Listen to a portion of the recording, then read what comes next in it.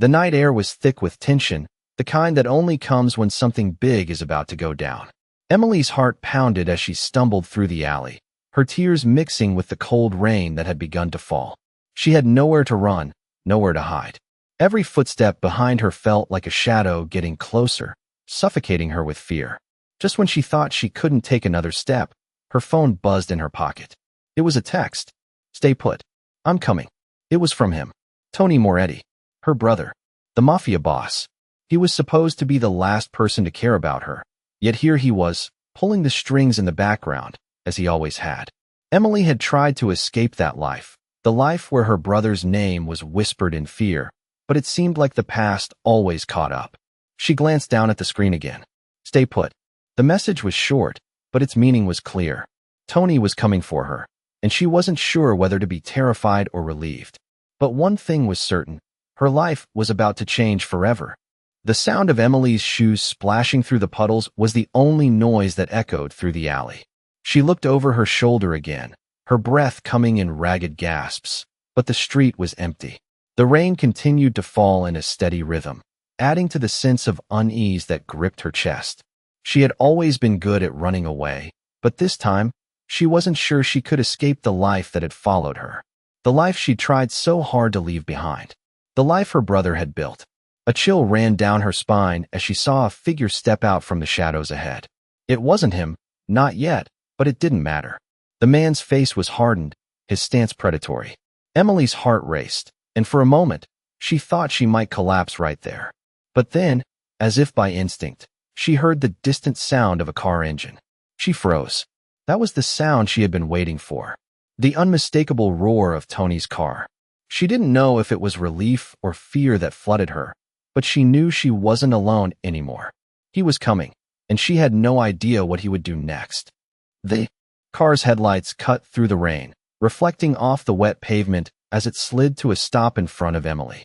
She didn't dare move, her body frozen in place. The engine hummed, low and powerful, a sound she had always known as her brother's signature. The door opened, and Tony stepped out, his dark silhouette barely visible in the night.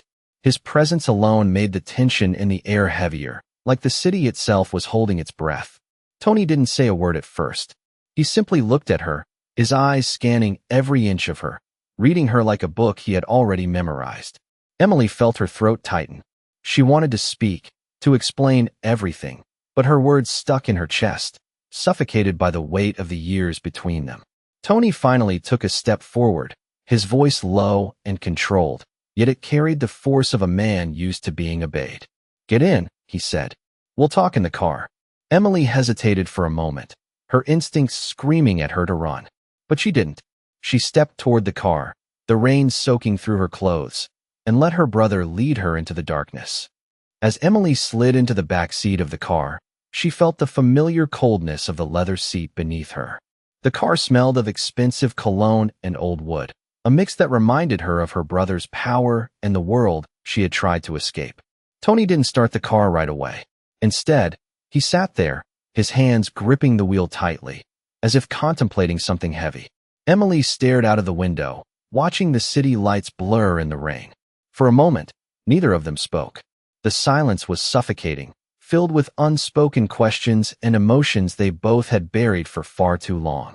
Finally, Tony broke the silence, his voice as calm and cold as ever. "Why did you run?" he asked, his eyes never leaving the road. Emily's throat tightened again. She had prepared for this moment, but no words seemed to come. She turned her head toward him, meeting his gaze for the first time since she got in. "I had to," she said quietly, her voice shaky. "I couldn't live like that anymore." Tony's jaw tightened, but he didn't say anything. The car continued to drive through the rain-soaked streets, the weight of their shared past hanging between them like a thick fog. The car finally came to a stop in front of a sleek, high-rise building. Emily didn't need to ask where they were. She had been here before, many years ago, but the place had changed. The once welcoming lobby now felt sterile and cold, like the life she had tried to leave behind. Tony didn't wait for her to say anything. He simply opened the door and stepped out. Emily hesitated for a moment, then followed him, the heavy rain still falling in sheets around her. As they walked into the building, The sharp click of Tony's shoes echoed through the marble floors, a rhythm that seemed to vibrate in her chest. They entered the elevator, and once inside, the doors closed with a soft chime. The silence in the small, enclosed space was thick. Emily's heart raced, but Tony's face remained unreadable.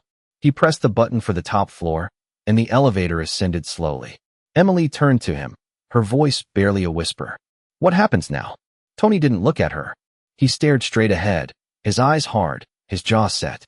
"Now, you tell me everything," he said, his voice low, the weight of his words settling like a heavy burden in the air between them. The elevator door slid open with a soft chime, and Emily followed Tony into the hallway, her steps hesitant. The top floor was quiet, too quiet, as if the weight of the city outside had been forgotten here. Tony's office loomed at the end of the hall, its doors large and imposing. He pushed them open without a word, and they entered. The room was vast, filled with dark wood and glass, a stark contrast to the cold, rainy night outside. Tony walked to the window, his back to her, staring out at the city below. Emily stood in the center of the room, her heart racing as she struggled to find the right words. Finally, Tony spoke, his voice low but firm. "Why did you leave, Emily?" he asked, not turning around. She swallowed hard, her throat dry. "I couldn't stay in that world anymore," she said, her voice barely above a whisper. "I didn't want to be a part of it." Tony's shoulders tensed slightly, but he didn't speak. Emily took a step forward, her eyes on his back. "You don't understand," she continued. "I was suffocating." There was a long pause before Tony finally turned to face her, his eyes hard but unreadable. "You think I don't understand?" he asked, his voice sharp. "You have no idea what I've had to sacrifice to keep this family safe." Emily's chest tightened at his words.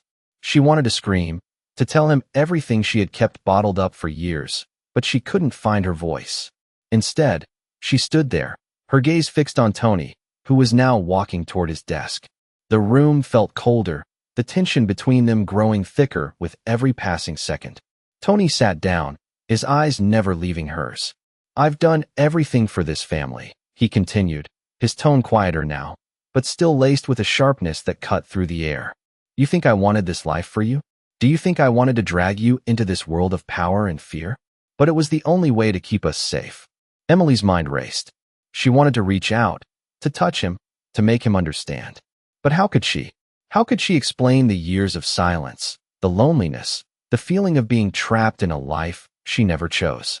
"I wasn't safe, Tony," she said finally, her voice barely above a whisper. "Not with you. Not with the choices you made." Tony's face hardened, and for a moment, Emily feared he would turn away from her. Instead, he stood up abruptly, his eyes darkening. "Then what do you expect me to do, Emily?" he asked, his voice low but intense.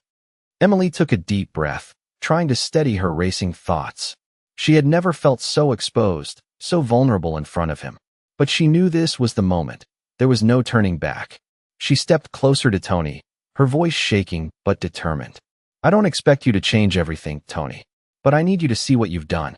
The life you built, it wasn't just about keeping us safe. It was about control, power, and I couldn't breathe in it anymore."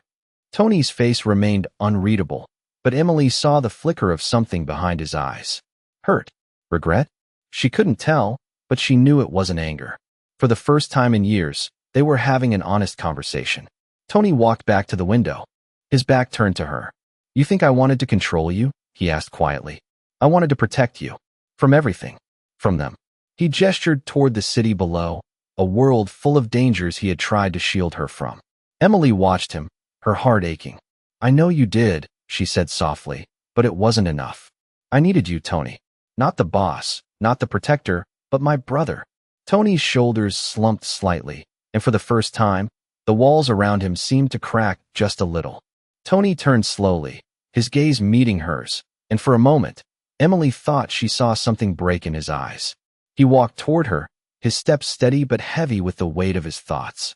When he reached her, he stopped, just inches away. His presence was overwhelming.